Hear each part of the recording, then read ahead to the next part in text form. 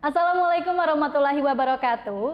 Selamat datang teman baca di channel banyakbaca.id dalam program Nyatat Tanya Ustadz. Tanya dong, Tat. Dalam edisi Ramadan. Teman baca, kita tuh hidup sekarang di zaman yang serba cepat, ya gak sih? Bayangin nih, bangun tidur udah buka HP. Butuh jawaban, tinggal ketik di AI. Butuh ide, tinggal minta AI. Butuh ngerjain tugas, AI juga. Butuh bikin caption dakwah, AI lagi. Sekarang teman baca, pertanyaannya adalah bukan lagi apa sih itu AI, tapi sejauh mana kita boleh pakai AI. Nah, hari ini kita akan membahasnya dari sudut pandang Islam. Supaya kita nggak cuma jadi generasi yang melek teknologi, tapi juga generasi yang paham batasannya. Untuk itu, mari kita sambut narasumber kita, Ustadz Dani. Assalamualaikum warahmatullahi wabarakatuh. Waalaikumsalam warahmatullahi wabarakatuh, Ustadz. Gimana nih kabarnya, Ustadz? Alhamdulillah, sehat Mbak Rara. Alhamdulillah. Ustadz tadi kesini naik apa, Ustadz? Alhamdulillah tadi macet naik motor Mbak Rara. Macet ya, banyak yang nyari takjil ya, Ustadz? Betul, banyak yang war takjil di luar sana. Sekarang zaman-zamannya bulan Ramadan kan, war takjil juga udah banyak banget gitu ya, Ustadz. Nah, Ustadz gimana sih sebenarnya Islam tuh memandang perkembangan AI yang sampai saat ini tuh sangat masif gitu di era modernisasi pada saat ini? Belakangan ini memang seringkali diperbincangkan, baik itu di ruang akademik ataupun di ruang kopi.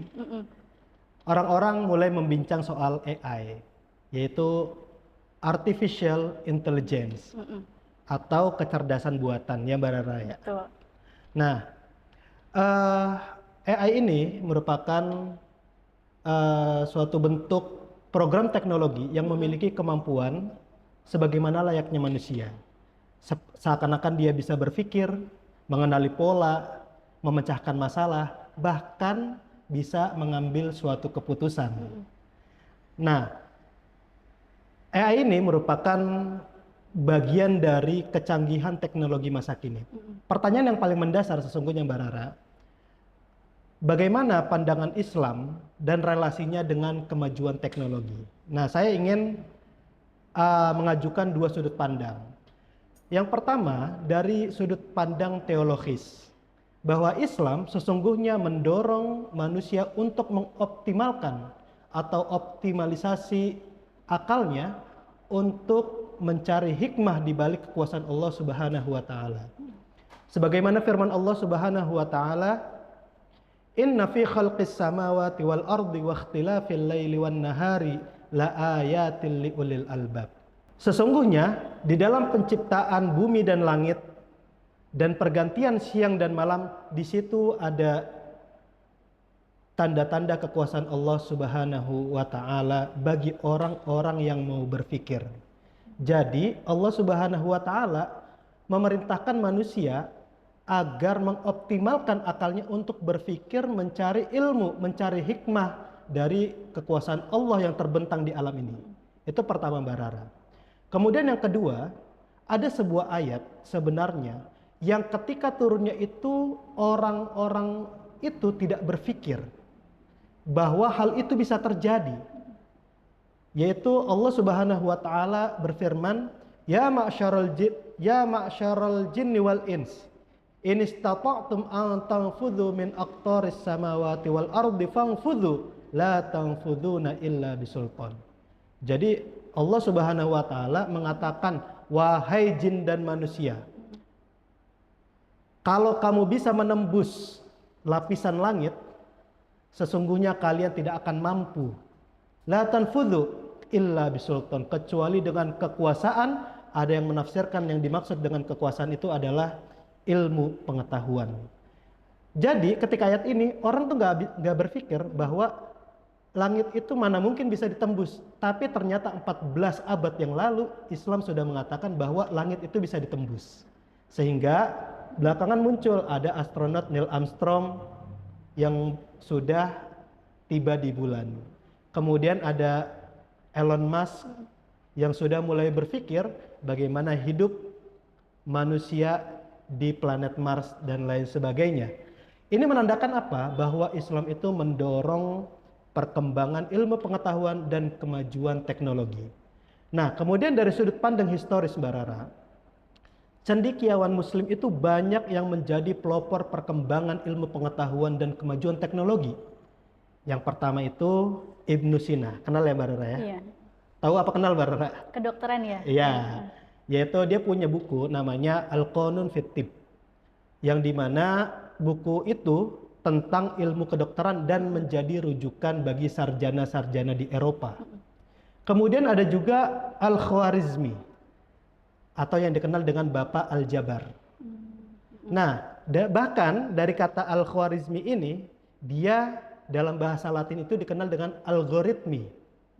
Dari namanya tersebut kemudian muncul istilah namanya algoritma yang menjadi dasar ilmu komputer dan teknologi. Kemudian Kemudian awalnya dari situ ya? iya, betul Mbak Rara. Jadi justru cikal bakalnya dari cendekiawan Muslim. Muslim ya? Betul. Artinya apa? Bahwa agama Islam tidak menolak kemajuan zaman, tidak menolak kemajuan teknologi.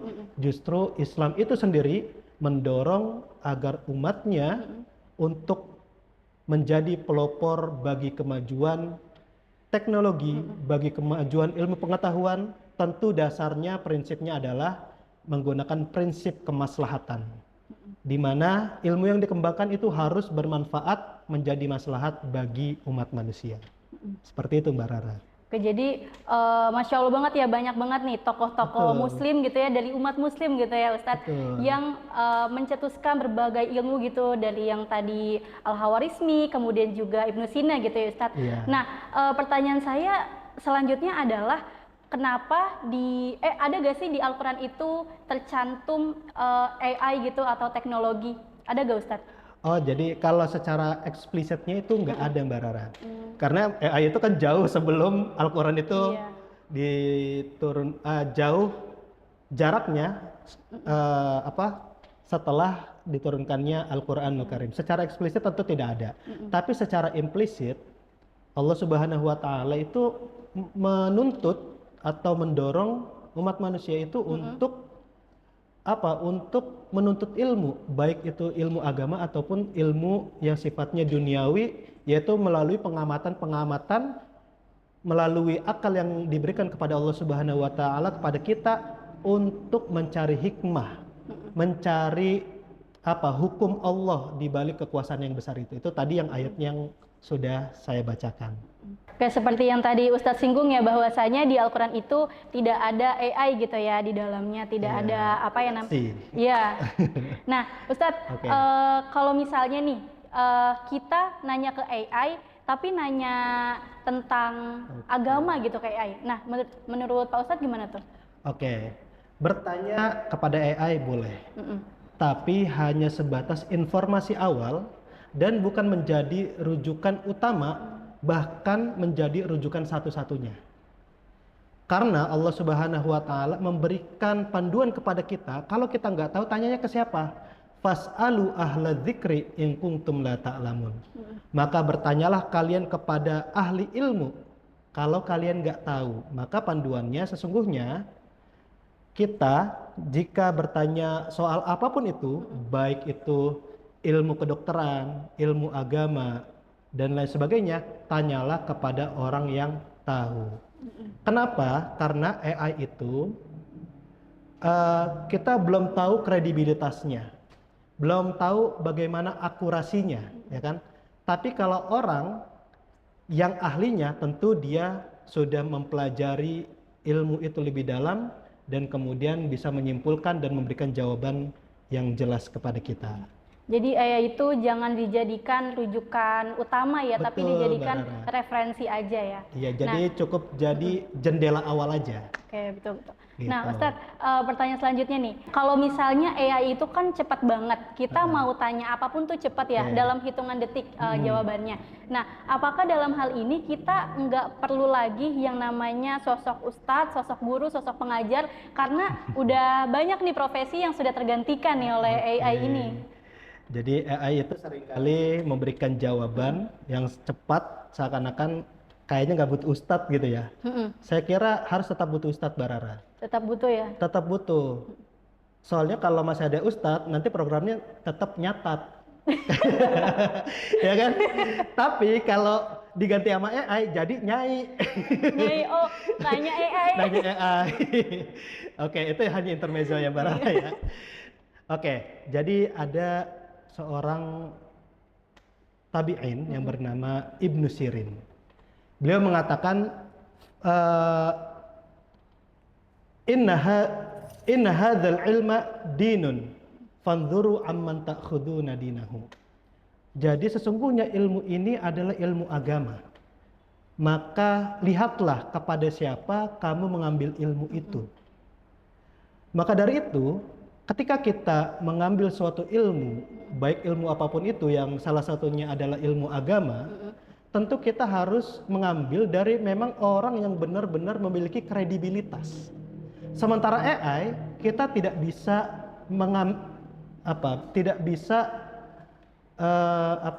mencari siapa penanggung jawabnya.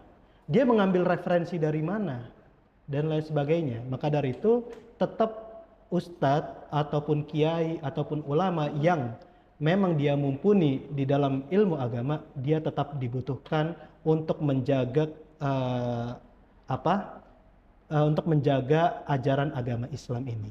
Oke, karena sebagus-bagusnya kita mencari ilmu itu dari pengajarnya langsung ya, dari Betul. ustadz gitu, bukan cuman dari AI aja, karena AI itu juga referensinya dari mana-mana gitu ya, dari buku apa gitu ya Ustadz. Betul, dan kita nggak tahu dia itu jawabnya ngambilnya referensi dari mana, siapa yang nulis, bisa dipertanggungjawabkan nggak, punya integritas nggak di dalam keilmuan agama dan lain sebagainya. Betul banget Seperti itu, Ustadz. Mbak Rara. Nah, ngomongin soal AI juga ya, kalau misalnya nih Ustadz, ada beberapa mahasiswa atau murid gitu yang dikasih tugas sama gurunya, sama dosennya, tapi menggunakan AI dalam mencari jawaban. Gimana nih Ustadz? Oke, jadi pada dasarnya segala sesuatu itu boleh Mbak Rara.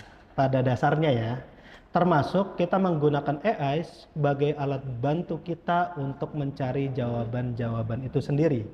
Nah, itu kan tinggal tergantung kebijakan dari dosennya, kebijakan dari kampusnya. Apakah boleh menggunakan fitur AI? Kalau dia peraturannya tidak boleh, tapi dia melakukan, maka itu sudah termasuk bagian dari tindakan yang curang menurut saya. Tapi kalau memang itu diizinkan, maka itu dia bisa melaksanakannya. Nah, misalnya seperti ini, Mbak. Saya pernah melihat sebuah informasi bahwa salah satu kampus di Indonesia itu sudah membolehkan muridnya mengerjakan skripsi dengan bantuan AI. Tentunya ada batasannya, diatur. Jangan sampai referensinya ini justru tidak bisa dipertanggungjawabkan secara akademik. Jadi boleh aturannya, tapi kalau dari bagian akademiknya memang tidak boleh, maka kita kembali kepada aturan yang berlaku di setiap instansi masing-masing. Tapi menurut Ustadz lebih baik kita mencari ilmu, mencari referensi gitu ya dari AI, atau kita berusaha secara maksimal gitu dari buku-buku kayak gitu Ustadz? Oke, yang harus kita pahami bahwa AI itu bukan referensi, ya. AI itu adalah alat bantu kita yang memudahkan aktivitas kita untuk melakukan sesuatu, salah satunya itu dalam mencari ilmu. Maka dari itu kita bisa saja untuk memudah aktivitas kita menggunakan AI, tapi jangan sampai cukup di AI-nya. Kita cari betul-betul referensi di buku-bukunya, benar nggak bukunya mengatakan demikian? Karena saya begini Mbak Rara, saya pernah punya ketika kuliah ada teman Mbak Rara bikin makalah itu pakai AI gitu kan, ChatGPT dan lain sebagainya. Ternyata di footnote-nya itu memang ada sumbernya, tapi ketika saya cross check nggak ada sumbernya karyanya. nggak ada. Iya, jadi artinya banyak terjadi itu artinya ya, AI itu tidak bisa dipertanggungjawabkan. Maka dari itu harus kembali kepada referensi yang otentik gitu Mbak Rara. Jadi satu-satunya adalah buku gitu ya, jangan mengandalkan AI gitu. Walaupun AI dalam hitungan detik tuh cepet gitu ya nyari jawabannya. Nah Ustadz, kalau misalnya nih kita pakai AI buat bikin caption gitu, caption dakwah. Nah menurut Ustadz tuh pahala kita tetap atau gimana nih Ustadz? Oke. Kita dapat pahala tetap atau gimana? Ini pertanyaan yang menarik dan nakal sebenarnya. Jadi begini Mbak Rara, ada sebuah kaidah fiqhiyah yang bunyinya itu al-ajru biqadari ta'ab. Jadi bahwa pahala itu sesuai dengan banyaknya aktivitas ibadah kita, ya kan? Contoh Mbak Rara, ini contoh ibadahnya ya. Jadi kalau rumah kita jauh, kemudian kita jalan kaki menuju masjid, itu setiap langkahnya itu dihitung sebagai pahala. Yang nilainya tentu berbeda dengan orang yang rumahnya itu samping masjid, ya kan? Nah, begitupun dengan ketika kita meniatkan membuat naskah ceramah, caption dakwah dan lain sebagainya, kita menggunakan AI tanpa jerih payah yang berarti, tentu nilainya berbeda dengan dia yang dengan secara effort dia mencari referensinya, kemudian dia menyusun kata-katanya yang baik dan menyentuh untuk audiensnya dan lain sebagainya, tentu nilainya berbeda, ya kan? Tapi lagi-lagi Mbak Rara, AI itu hanya sebagai alat bantu kita. Tentu ketika kita membuat naskah ceramah misalnya, kita juga harus mengecek langsung kepada referensi yang muktamad, referensi yang diakui secara akademik, baik secara akademik seperti itu Mbak Rara. Oke, berarti beda ya Ustadz antara orang yang membuat naskah dakwah gitu ya, menebar kebaikan dengan cara pakai AI, tapi dengan orang yang menggunakan jerih payah sendiri gitu ya, beda pahalanya gitu ya Ustadz? Iya, tentu berbeda ya Mbak Rara, karena effortnya juga berbeda. Yang satu cukup ngasih kode apa, kemudian muncul promnya gitu ya, promnya dan lain sebagainya. Kalau yang satu betul-betul dia mencari referensi-referensi yang memang bisa dipertanggungjawabkan, yang akurat gitu ya, terpercaya gitu ya. Oke Ustadz, pertanyaan selanjutnya nih, AI itu bisa bikin wajah palsu kan, terus juga kemudian suara palsu gitu kayak deepfake gitu ya. Nah terus juga dalam Islam gitu ya, manipulasi seperti ini tuh termasuk kategori apa nih Ustadz? Oke.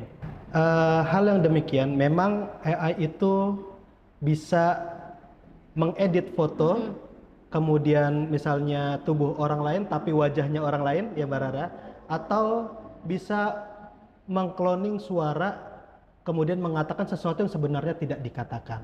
Nah, pandangan dalam Islam tentu hal ini tidak boleh. Kenapa? Hal ini dapat mengarah kepada kesalahpahaman, mengarah kepada fitnah, dan akan mengejek, menghina harkat dan martabat orang lain. Nah, Allah Subhanahu wa taala berfirman, "Walladzina yu'dzunal mu'minina wal mu'minat bighairi maktasabu bihi faqad ihtamalu buhtanan wa itsman mubina." Dan orang-orang yang menyakiti orang mukmin dan mukminat selain apa yang mereka kerjakan, sesungguhnya mereka sudah melakukan buhtan. Buhtan itu fitnah dan dosa yang sangat nyata. Jadi tentu hal itu tidak boleh. Oke, jadi seperti itu ya Ustadz, hal itu bisa membuat kesalahpahaman bagi orang yang bersangkutan gitu ya. Nah menurut Ustadz, ada gak sih kaitannya sama Rasulullah, kan nggak diketahui nih mukanya. Nah itu gimana nih Ustadz? Nah, berkaitan dengan hari ini kita tidak mendapati bagaimana rupa Rasulullah Shallallahu Alaihi Wasallam, ya Mbak Rara. Nah, ini juga berkaitan dengan hukum melukis dan menggambar makhluk Allah Subhanahu Wa Taala. Di situ terjadi perdebatan yang sangat sengit karena ada sebuah hadis yang mengatakan, Inna asyaddan nas adzaban indallahi yaumal qiyamah al-musawwirun. Sesungguhnya orang yang paling pedih azabnya di hari kiamat bagi Allah adalah orang yang menggambar, musawwirun. Menggambar makhluk hidup. Iya, menggambar makhluk hidup, gitu kan. Nah, di situ ada paling tidak ada 3 pendapat. Pertama, mereka yang menghalalkan menggambar secara mutlak. Karena setelah diteliti, dalil-dalil yang berkaitan dengan larangan menggambar itu merujuk kepada hal-hal yang sifatnya 3 dimensi dan itu membuat patung. Karena di zaman itu orang-orang membuat patung itu untuk disembah. Berhala gitu ya. Iya, untuk berhala, ada Lata, ada Hubal. Jadi banyak atau orang-orang Yahudi pun mereka membuat patung orang-orang yang mereka anggap suci kemudian mereka sembah. Begitupun dengan orang-orang jahiliyah, mereka membuat patung untuk disembah. Nah, itu yang tidak boleh. Tapi menggambar itu boleh gitu kalau menurut pendapat yang pertama. Nah, adapun pendapat yang kedua, dia mengharamkan. Kenapa mengharamkan? Ya, teks hadisnya bunyinya begitu, al-musawwirun, baik dia memahat ataupun melukis. Maka dari itu menggambar itu ada hukumnya adalah haram menurut pendapat yang kedua.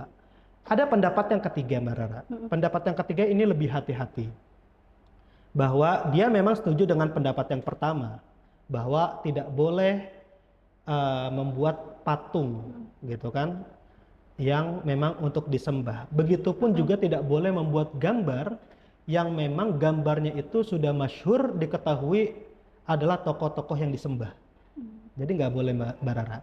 Dalam pandangan Islam, misalnya tidak boleh kita menaruh salib atau gambar Nabi Isa atau Yesus yang dalam pandangan umat Kristiani itu tidak boleh.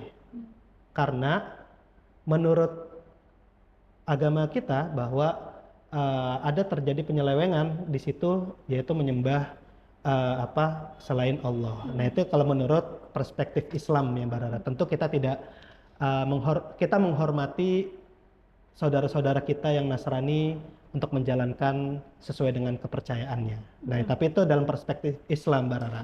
Nah, termasuk juga tidak boleh kita menggambar wajah Rasulullah Shallallahu Alaihi Wasallam. Karena dari sekian banyak sahabat, ribuan sahabat di zaman Rasulullah, tidak ada satupun yang menggambar Rasulullah Shallallahu Alaihi Wasallam.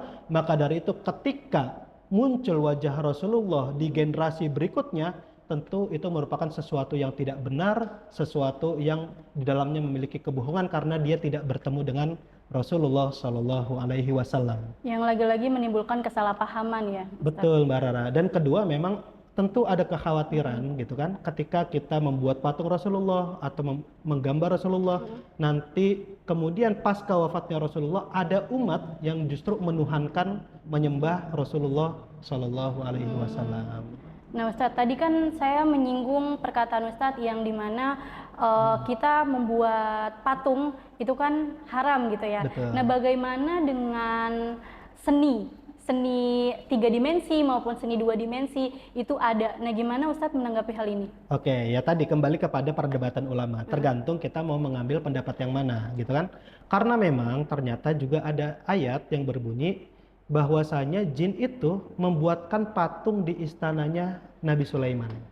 Nah, menurut pendapat yang membolehkan bahwa sesungguhnya berarti syariat umat terdahulu itu boleh membuat patung, gitu Mbak Rara. Selama tidak digunakan untuk sesembahan, ya kan? Nah, maka dari itu bagaimana kita hari ini? Bagi yang membolehkan, dia akan berpendapat bahwa ya patung ini hanya sebagai aksesoris, ya kan? Untuk sebagai diperjualbelikan, hiasan kota, ya kan? Ada patung Jenderal Sudirman, ada patung apa tuh yang nunjuk ini? Patung Pancoran, ya kan? Dan lain sebagainya. Itu bagi yang membolehkan itu tidak menyalahi hukum Islam karena patung tersebut tidak digunakan untuk menyembah ya, untuk disembah gitu, seperti itu Mbak Rara. Berarti selagi patung itu untuk ciri khas, untuk ekonomi gitu ya, untuk aksesoris itu nggak apa-apa selagi itu tidak disalahgunakan untuk menyembah seperti pada zaman kala itu ya, Ustadz ya. Tapi jangan lupa ya Mbak Rara, ada juga pendapat yang mengharamkan. Tentu kita dalam perbedaan itu harus menghormati satu sama lain, seperti itu. Nah, kita bahas soal AI lagi nih, Ustadz. Oke. Pandangan Ustadz gimana sih kalau misalnya kita membuat sesuatu gitu ya, memakai AI, membuat konten digital misalnya untuk menghasilkan cuan gitu, untuk menghasilkan uang gitu di dalam konten digital itu. Dan menurut Ustadz gimana tuh dalam pandangan itu? Oke, jadi begini Mbak Rara, kita mungkin sudah kenal dengan bahwa ada namanya kerja keras, ada yang namanya kerja cerdas, Iya. ya kan? Kerja keras kita mengandalkan fisik kita untuk mendapatkan rezeki melalui kerjaan yang kita lakukan. Tapi ada juga yang memang orang-orang yang menggunakan kerja cerdas, yaitu dia memanfaatkan tools yang ada yang mempermudah dia untuk bekerja. Salah satunya adalah AI. Maka pada dasarnya hal itu boleh-boleh saja Mbak Rara. Al-aslu fil asya al-ibahah. Pada dasarnya segala sesuatu itu boleh selama dalam mencari rezeki itu menggunakan AI itu kita tidak menipu, tidak menyebarkan fitnah, tidak berbohong, dan tidak melakukan hal-hal lainnya yang diharamkan oleh Allah Subhanahu wa Ta'ala. Jadi kalau misalnya kita lagi buat konten digital berupa podcast seperti ini nih, nyatat, tapi itu dari AI gitu, itu nggak apa-apa gitu ya Ustadz? Iya, itu kan AI itu kan hanya sebagai alat bagi kita untuk mempermudah aktivitas kerjaan kita, gitu Mbak Rara. Oke.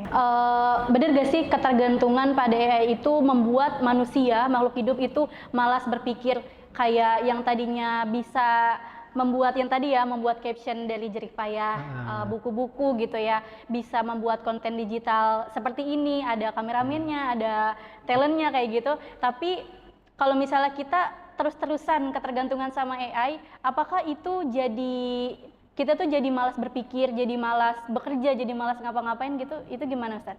Oke, gini Mbak Rara, saya juga berpikir demikian ya.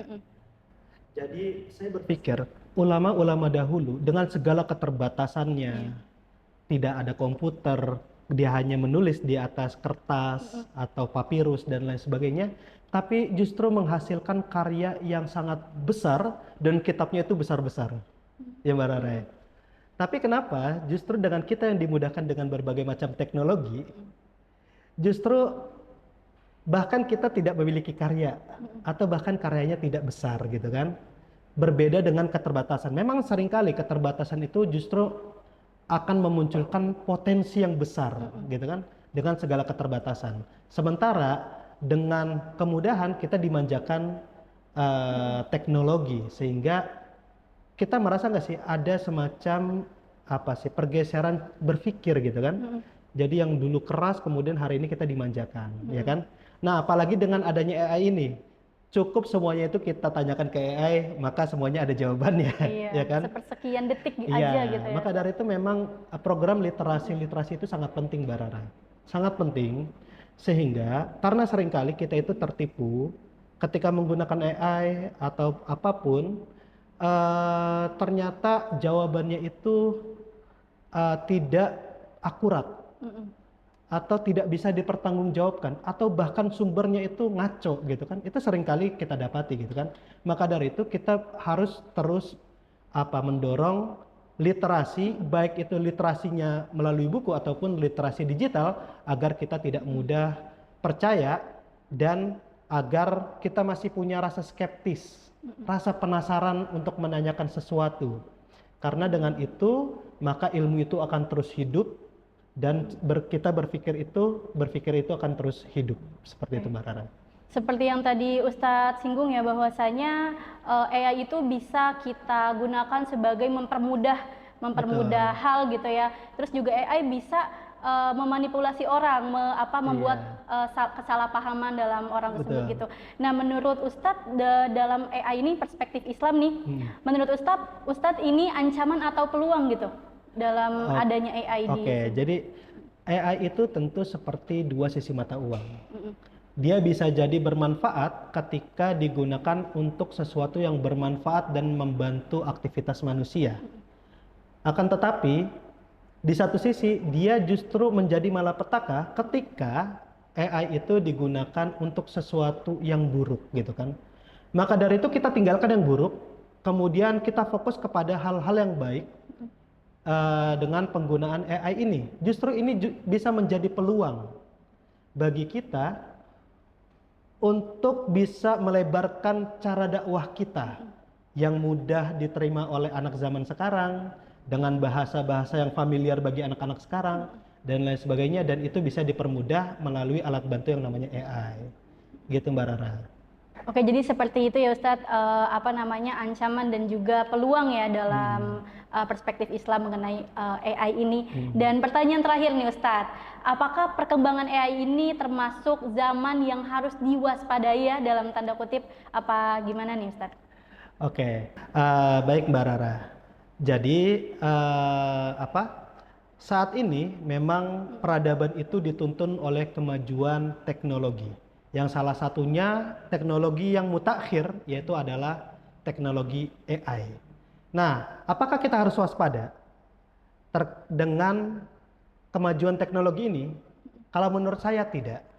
Justru kita harus bisa menjalani dan menghadapi fase peradaban ini, yaitu dengan mempelajari teknologi, mendorong anak-anak umat Islam untuk mendalami teknologi, dan justru kita dorong untuk menjadi pelopor kemajuan teknologi itu sendiri. Nah, begini Mbak Rara, ada sebuah hadis bunyinya, "Allimu abna'akum bisibahati warimayati wal furusiyah." Jadi Rasulullah Shallallahu Alaihi Wasallam itu pernah menganjurkan umatnya untuk mengajarkan anak-anaknya itu yang pertama sibahah, berenang, kedua memanah, dan ketiga itu berkuda. Kenapa? Karena itu merupakan skill yang dibutuhkan di zamannya.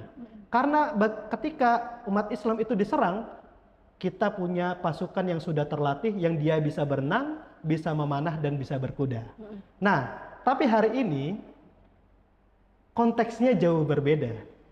Kalau kita mau mengkontekstualisasi hadis tersebut, bisa jadi belajar AI, mempelajari teknologi, merupakan suatu anjuran dan skill yang perlu dimiliki oleh umat Islam dan dianjurkan oleh agama Islam. Seperti itu Mbak Rara. Nah Ustadz, di zaman pada saat itu nih, zaman dulu umat muslim kan terkenal karena mempelopori teknologi ya pada saat itu. Tapi kenapa nih di zaman sekarang, di zaman yang sudah modernisasi gitu ya, teknologi ini justru dipegang sama kaum yang didominasi oleh non-muslim gitu. Nah, kenapa hal tersebut bisa terjadi Ustadz? Oke, jadi begini Mbak Rara. Ada salah seorang cendekiawan Islam yang dia mempelopori ilmu sosiologi. Namanya Ibnu Khaldun. Dia punya kitab namanya Muqaddimah Ibnu Khaldun, yang diantaranya di dalamnya itu ada berkaitan dengan teori peradaban. Jadi bahwa setiap kaum itu akan menghadapi fase pertama pembentukan, perkembangan, kemajuan, kemudian kemunduran. Islam pernah berjaya. Pasca wafat dari zaman Rasulullah Shallallahu Alaihi Wasallam, Islam yang tadinya tidak dikenal kemudian menjadi dikenal, kemudian membangun peradaban, dan puncaknya itu di zaman kekhalifahan Abbasiyah, di mana rajanya itu yang dikenal dengan Raja Harun ar-Rasyid. Puncak kemajuan Islam di situ. Di situ negara Baghdad, kekhalifahan Abbasiyah memiliki ibu kota di Baghdad. Dan di Baghdad itu menjadi pusat ilmu di seluruh dunia. Di situ ada namanya Baitul Hikmah, di mana di situ terkumpul para cendekiawan, baik dia dari kalangan Arab, bangsa Yunani, Persia. Mereka itu berkumpul di situ kemudian mendiskusikan dan mengembangkan ilmu pengetahuan dan teknologi. Jadi memang Islam itu pernah berada di masa kejayaannya. Kemudian memang belakangan Islam itu pada akhirnya berada di masa kemundurannya dan hingga hari ini. Dan kemudian bangsa Barat yang notabene non-muslim, mereka menguasai panggung peradaban pada saat ini. Maka itu adalah sesuatu hal yang yang menjadi sunatullah dan pasti terjadi. Tapi di samping itu jangan sampai kita pasrah. Justru kita harus berikhtiar bagaimana kita mengembalikan kebesaran agama Islam dengan mempelajari ilmu-ilmu yang ada, kemudian kita bisa merengkuh kembali tongkat estafet peradaban untuk di masa yang akan datang, dan kita yakin bahwa umat Islam mampu untuk menjadi pelopor peradaban di masa yang akan datang. Jadi jangan karena ada yang namanya zaman kemunduran, kita juga malah semakin mundur, itu jangan ya Ustadz. Betul. Tapi kita jangan pernah putus asa dengan perkembangan yang sekarang terjadi gitu ya. Betul. Harus terus-terus belajar gitu ya. Betul Mbak Rara. Jadi ketika umat muslim itu berada di masa kejayaan, justru barat itu berada di fase dark age. Jadi di abad kemundurannya, di abad kegelapannya. Nah, mereka juga gak malu untuk belajar dengan para cendekiawan Islam. Mereka belajar di universitas-universitas Islam, baik itu di Baghdad, ada juga di Spanyol, Andalusia. Mereka belajar itu. Tapi kemudian ketika Islam mulai mundur, mereka mulai naik karena mereka mempelajari ilmu-ilmu itu dan mereka kembangkan. Jadi seperti itu ya Ustadz. Begitu. Nah Ustadz, pertanyaan tersebut sekaligus menutup nih Oke. perjumpaan kita pada kali ini. Dan sebelum saya menutup perjumpaan kita pada kali ini nih, boleh Ustadz ada pesan gak nih untuk para anak muda Oke. dalam menghadapi teknologi masa depan, masa yang saat ini nih, khususnya AI gitu Ustadz. Oke, untuk teman baca yang ada di luar sana, jangan alergi dengan kemajuan teknologi, juga jangan alergi dengan AI. Namun sebaliknya, mari kita belajar teknologi, kita menggunakan AI, kita manfaatkan untuk membantu aktivitas kita sehari-hari dan menjadi maslahat untuk kita semua. Tentunya menggunakan teknologi dengan bijaksana dan penuh tanggung jawab. Terima kasih. Oke baik, terima kasih Ustadz atas masukan dan motivasinya nih bagi kita semua. Dan terima kasih juga Ustadz atas ilmunya nih pada hari ini. Semoga apa yang kita bahas bukan cuma jadi wacana ya teman baca, tapi juga jadi panduan bagi kita untuk bersikap di era digital pada saat ini. Nah, bila teman-teman ada pertanyaan dan ingin menyampaikan sesuatu, boleh banget lemparkan di kolom komentar. Dan jangan lupa juga untuk pencet tombol like, comment, share, dan juga subscribe. Terima kasih. Wassalamualaikum warahmatullahi wabarakatuh.